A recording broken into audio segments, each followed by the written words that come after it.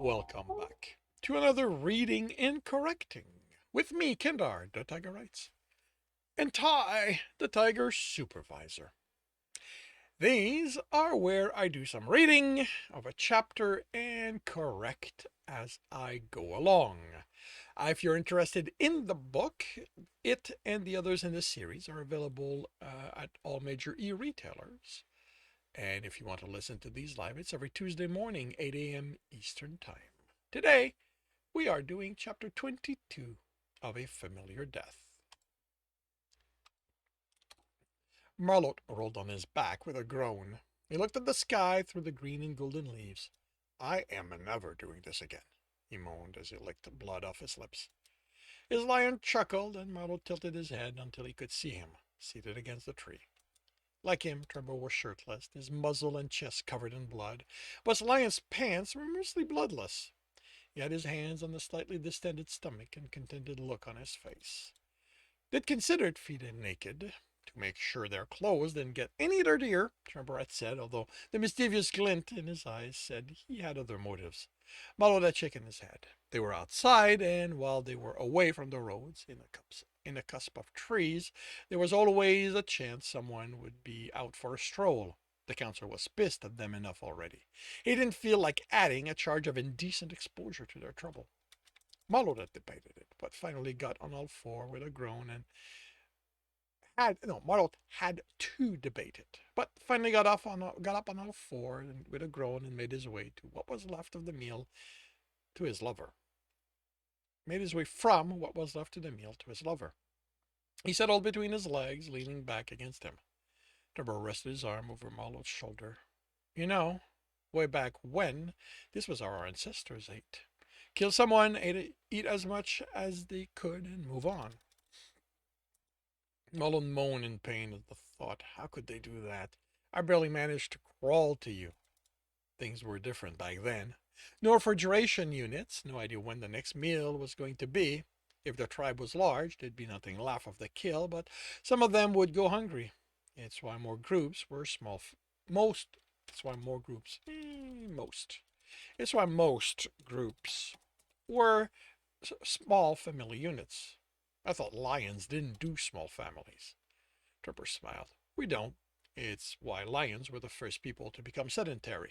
They'd find a cave at the foot of a mountain, one deep enough to be cool or even cold. The patriarchs would protect the young as well as the food while the females went off to hunt. But even then, the young were expected to head out on their own as soon as they were able to catch their own food. Marlot tilted his head back to look at his lion. How come you know so much about history? Granny Esther taught it at the academy. She'd looked after us when she visited while I was a cub, and she'd tell us those stories. He smiled, and I just like history. There's a lot of fun stuff there, like, did you know it was a rabbit who created the first computer? Marlot shook his head. How do you not know that? You live, breathe, and almost eat computers. Marlot chuckled. I use them a lot. They're, where they come from isn't of much interest to me. I guess you're not interested in knowing why he invented it, then. Of course. Marlot rubbed his lion's arm. Of course I am, but only because you're the one telling me. Maybe I should become a teacher then. Marlot swatted the arm. Don't even think about it. Okay. That stung. Serves you right. Trevor chuckled. All right. In truth, what he invented was nothing like what we call computers today. It was nothing more than an adding machine, really, but back then it was revolutionary. Historians agreed that if not for that one invention, we wouldn't have any computers to play with. Okay, that's the what. You promised me a why. Why else? To run a tally of people. He worked for one of the kings about 300 years ago. Marlot smiled. I see. And did that king happen to be a lion, going by the name of Golden Mane? His lion laughed. No, my family might have ruled for a while, but we didn't have any history-changing creation to our name, at least as far as I know. The king was a wolf by the name of Ebonimark. I remember him from history class. He had one of the largest kingdom for a time, right?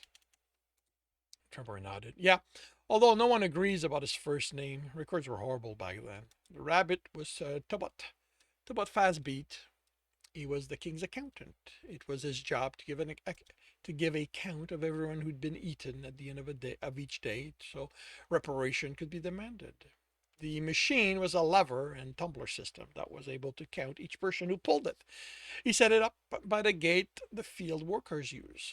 How did they know who to charge? That wasn't his job. He'd tell the Lord how many had been lost during the day, and the king took care of sending his collectors. That part of the system couldn't have been very accurate. Those collectors were nothing more than thugs who thought they were important because they worked for the king. Speaking of a thug with delusions of power, Marlot indicated the cloud of dust coming along the road. I'm willing to bet the rest of the meal that's Benerick. You can keep your bet. I wouldn't eat any of it if I won. Why do you think it's him? By the cloud, it's large, and I can confirm it since I can hear the engine from here. It's a lot louder than it needs to be. All shiny fur, no real meat underneath. Although in this case, it should be a howl and growl, and I don't know, but no biting in something. Maybe it's a farm machine. Those we saw were large. They can't move that fast. Marlot forced himself to sit and peer into the distance. He caught sight of a blocky vehicle before it vanished on another side of the hill. On the other side of their hill, his ear pivoted as he tracked the noise, and he just stopped about where I parked. You think he's here to kill us? Marlot laughed. If he is, I hope he crammed a lot of people in there because he's just like it. All show, no meat. Don't you mean all bark, no biting? Marlot grinned. Yeah, that sounds a lot better. Shouldn't we move? Marlot asked. Stand apart? Absolutely not. He grabbed both of his lion's arm and held them in place across his chest. Are you sure you want him to see us like this? Marlot looked up at him. I'm past caring what anyone here thinks. He already knows we've had sex. How is this going to offend him any more? Our door slammed shut in the distance. Just one door, Trembor commented. Marlot grinned. Maybe the entire town got out of the driver's seat. Got out on the driver's side. If he fits everyone in his car, he's going to have revoke his own driving license. That would break the passenger limit for cars. If only somebody here cared about stuff like that. Trembor nuzzled the top of Marlot's head. Isn't there anyone here who cares about the laws and rules? Only when it gets in the way of what they want. They became silent when they heard someone huffing and cursing. Tuft-Eared appeared a moment later, then the rest of the lynx. He glared at them. Benerick! Marlot greeted him jovially. What brings you to these parts of the woods? I got a report of an eyesore parked on the side of the road. Figure it'd be the two of you. What are you still doing here? Having an early dinner? Trembor indicated a partially devoured body. If you want some, go ahead. We're not going to be able to finish him. Marlot glared at the lion. What? He asked defensively. We're not. I don't want to see the meat go to waste. Benerick looked at the body and made a disgusted face. I'm putting you two under arrest for poaching. We didn't poach, Marlot said, pulling the ID card. He was the poacher. Well, hired hunter. We caught him trying to kill one of the farmers. Benerick didn't believe him. Marlot could read that clearly on the lynx's face. Take it. Call the revenue department. You'll see he's being paid for. Benerick didn't move. You two are savages. What did you do? Gore him to death? Something like that, Marlot said. How can you eat on the ground, covered in blood? Is that how it's done in this city? Of course, Trembor replied. All the best places are set up so you can bring your own kill and bury your muzzle in it. Of course, normally we do it naked because blood is tough to get out of fabric. We kept our pants on out of respect for your town's delicate sensibilities. Marlot thought the lynx would be sick. I knew you were I'm always having problem pronouncing that name. Deviant. And I'm pretty sure it's my French upbringing. Deviant? Yeah. Benerick said, even when you were kids. That's why you always hung around with that tail razor. Did he get you to raise it for him? The lynx sneered. Were you begging him to shove it into you? Marlot felt his lion tense and he squeezed his arm. If he had, that wouldn't be any of your business then or now. He waved the ID card. Aren't you even a little curious as to who he was? Fine. Who was he? The coyote I ordered you to keep in the cage. The one you let loose in your infinite wisdom. You're blaming me for this? Well, you're the one to make the decision, right? It isn't like someone from the council showed up to override my instructions, did they? No one tells me how to do my job, Benner growled. No one. Not you, not anyone else. Marlot couldn't tell if Benrick was lying, and unfortunately his nose was full of blood right now, and he couldn't smell it either. Then, it's your fault. Fortunately, the sheep's fine. That is fortunate, right? I mean, since you're the one who let him out, it wasn't like you were hoping he'd go after that sheep for some reason, is it? The lynx narrowed his eyes, and Marlot smiled innocently. I've got no idea what you're implying, but I want you out of town. Can't. We still have a case to close. You haven't heard, but the RI covers the territories in town. You two aren't needed anymore. Marlot feigned surprise. So the council finally got off their tail and contacted the local RI? Good for them. How much groveling did your grandfather have to do? Benner growled. Turnbull leaned in and Mock whispered, I think you just insulted his family. Marlot's smile broadened. Oh no, they do that on their own just fine. Benner began shaking.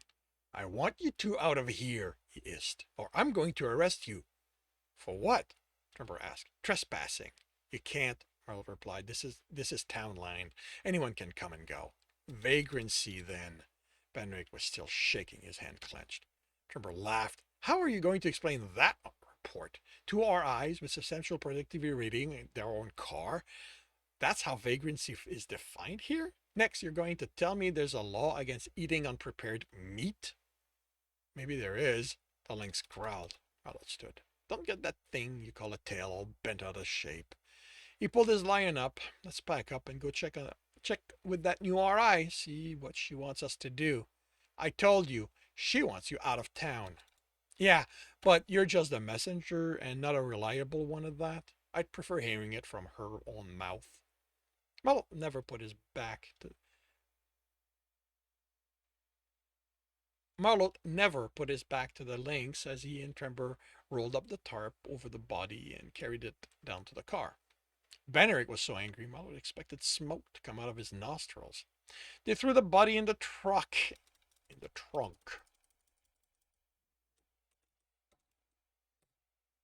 trunk, and Marlot took out 2 seat covers, handing one to Trembor. They installed the covers and got in the car in silence. Marlot started it and gave Benerick a small wave. Marlot started it, gave Benerick a small wave, and drove away. Who do you think told him we were here? We were there. We were here. Trevor asked. I'm guessing Urian patted him to report the attack. My name would have come out. Then he just drove around until he saw my car. So he knew Lamia was attacked. I doubt he cared. She's a sheep, and I didn't read anything off him indicating he knew about Arches being a hired killer. Trevor was silent for a time. You're serious about fighting Arana for the case? I was then. Now that I'm fed, he grinned, overfed, and that our best lead is what fed me, I'm not sure. Maybe she can get Lamia to talk, pray to pray. Don't let Arana hear you say that. You heard her. She doesn't consider herself prey.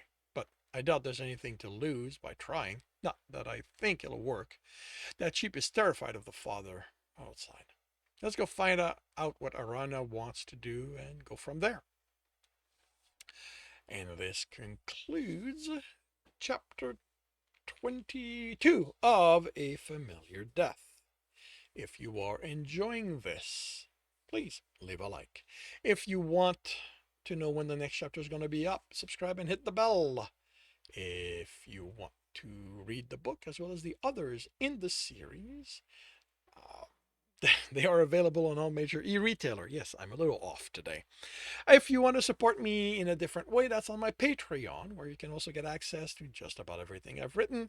And if you want to listen to these live, it's every Tuesday morning, 8 a.m. Eastern Time on Twitch.